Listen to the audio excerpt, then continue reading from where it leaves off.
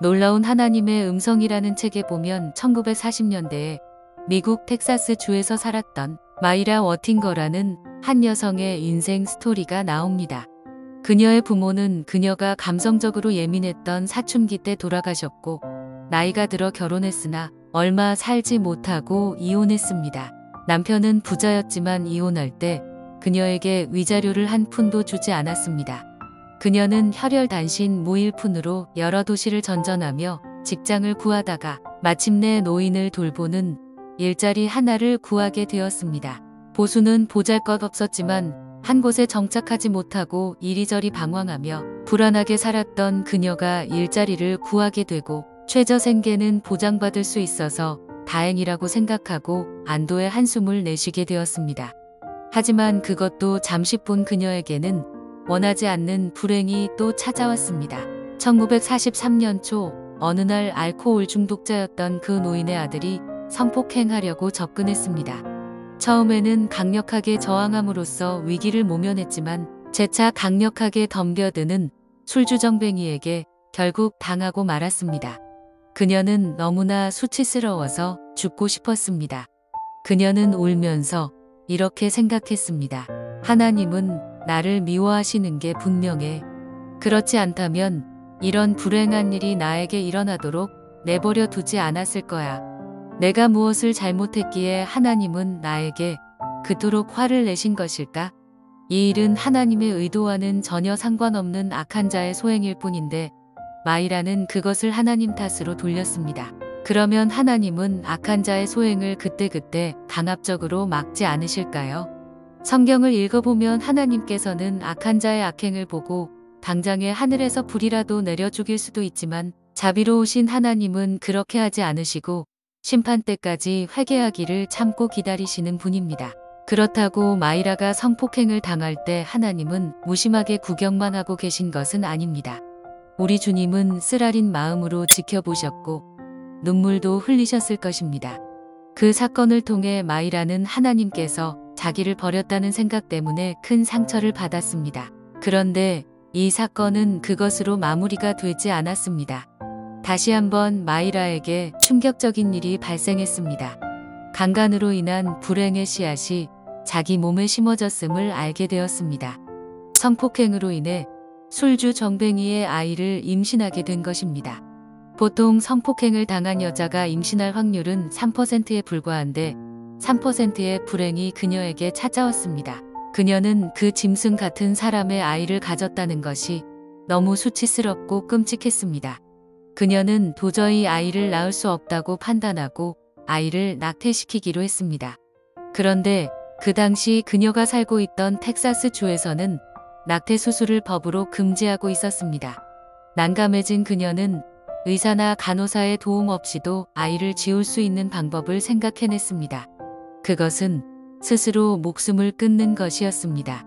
자살하면 모든 고통이 한순간에 끝날 것만 같았습니다. 그런데 그녀가 죽기 전에 마지막으로 기도하고 싶은 마음이 생겼습니다. 그녀는 하늘을 향하여 이렇게 소리쳤습니다. 주님, 저는 원하지 않은 임신을 했어요. 이제 내 힘으로는 어떻게 할 수 없어서 태아와 함께 죽기로 했어요. 바로 그때 그녀에게 갑자기 크고 분명한 하나님의 음성이 들려왔습니다. 그 아이를 그대로 두어라. 그 아이가 세상에 기쁨을 줄 것이다. 하나님의 음성을 듣는 순간 그녀는 절망과 한숨과 좌절에서 벗어날 수 있었고 낙태의 의지와 자살 충동도 순식간에 사라졌습니다. 오랫동안 자신을 괴롭혀왔던 마음의 상처까지 깨끗하게 치유가 되었습니다. 그리고 하늘에 기쁨이 찾아왔습니다. 1943년 10월 9일 그녀는 텍사스주 휴스턴에 있는 성요셉병원 자선병동에서 아들을 출산했습니다. 그 아들은 자라면서 너무나 소심해서 다른 사람들 앞에서 말도 못했습니다. 매사에 자신감도 없었습니다. 이 세상에서 다른 사람에게 기쁨을 줄 것 같지 않았습니다. 그런데 그 아들이 10살쯤 되어 예수님을 영접했습니다. 고등학교를 졸업하고 취직하던 그해 여름 한 부흥회에 참석하여 큰 은혜를 받았는데 부흥회 끝나는 날인 금요일 밤에 그는 사람들에게 설교하라는 하나님의 음성을 들었습니다. 신비한 체험이었습니다. 그렇지만 그는 설교할 줄도 몰랐고 그의 설교를 들어줄 사람도 없었습니다. 그 다음 주 월요일, 그는 직장에 출근했습니다. 그의 직장 동료들은 예전처럼 쉬는 시간에 모여서 음담패설을 늘어놓았습니다. 점심시간이 되어 식사 후 회사원들은 또다시 음담패설을 시작했습니다. 그날따라 그는 음담패설을 듣는 것이 너무 싫었습니다. 그래서 그들을 향하여 그는 이렇게 외쳤습니다. 여러분, 내 말을 들어보십시오. 여러분은 더러운 음담패설을 즐기고 있습니다. 여러분은 마치 개, 돼지에게 말하듯이 여러분의 부인들에 대해서 말하고 있습니다. 그렇지만 여러분, 하나님은 여러분을 사랑하십니다. 그래서 독생자 예수님을 죽게 하셨습니다. 그의 어색하고 서툰 첫 설교는 이렇게 시작되었습니다. 그의 설교를 듣고 있던 200명 회사원에게 성령의 감동이 임했습니다. 그가 설교를 마쳤을 때 그 사람들은 한마디도 대꾸도 없이 고개를 숙인 채 그냥 작업장으로 돌아갔습니다. 그는 그 후로도 틈틈이 설교했습니다. 그로부터 몇 주일 동안 공장에서 그의 설교를 듣고 놀라운 변화가 일어났습니다. 음담패설이 없어지고 예배가 시작되었습니다. 회사원들은 설교한 그 사람이 복음 전도자의 사명을 받았다고 믿었습니다. 그는 그로부터 30년 동안 수백만 명의 사람들을 예수 그리스도께로 인도한 대전도자가 되었습니다. 그의 이름은 바로 유명한 부흥사 제임스 로비슨입니다.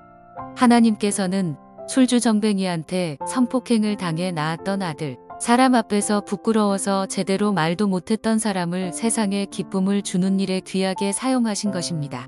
중국 고전에서 선현들의 금원과 명구를 뽑아 편집한 책인 명심보감 성심편에 천불생무록지인 지불생무명지초라는 글귀가 있습니다. 하늘은 쓸모없는 사람을 내지 않았고 땅은 이름 없는 풀을 내지 않았다는 말입니다. 사람은 누구나 태어날 때부터 자신이 받아야 할 은혜와 복록을 지니고 태어나며 하늘은 결코 아무 쓸모없는 사람을 이 세상에 보내지 않는다는 뜻입니다. 성경 말씀에도 여호와께서 온갖 것을 그 쓰임에 적당하게 지으셨나니 악인도 악한 날에 적당하게 하셨느니라 라는 말씀이 있습니다. 하나님은 우리 인간의 생명을 주관하는 분입니다. 그러므로 하나님께서 나의 생명을 내셨다는 사실을 기억하고 자기 자신을 존중히 여기는 자존감을 가져야 합니다. 열등의식을 버리고 자기 자신을 진심으로 사랑해야 합니다. 더 나아가 다른 사람의 인격도 존중히 여기는 마음도 가져야 하겠습니다. 우리는 하나님의 섭리 속에서 이 세상에 태어났습니다. 하나님께서는 나를 통해서 이루고자 하는 선한 계획이 있습니다. 나는 이 세상에 없으면 안 될 꼭 필요한 사람입니다.